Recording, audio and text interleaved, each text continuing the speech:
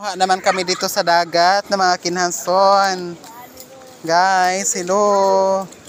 Yung mga namin dito, mga katuwaan ng namin to. Na-enjoy kami dito kasi kapag ma-stress kami, pupunta kami sa dagat at manguha kami ng mga ganito, mga kinhanson. Ang dami-dami oh.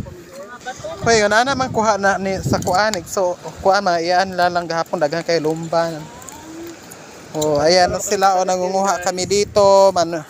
Hanap kami ng mga ulam dito sa tabi-tabi ng dagat. Oh, ayan.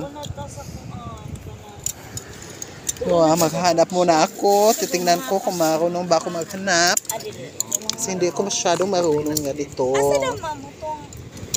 Gisimot-simutan ang kigol ko sa iro. Oh, dara oh.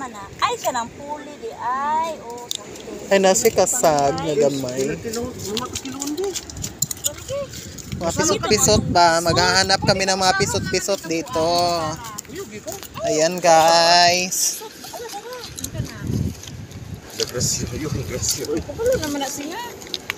Maghanap kami dito sa mga bato-bato at may pisot. Baka may pisot dito oh. Dami ba yung may pisot! Ayan, nakuha ako ng pisot. May nakuha akong pisot. Oh, ayan oh, pisot. Dito po yung banding namin.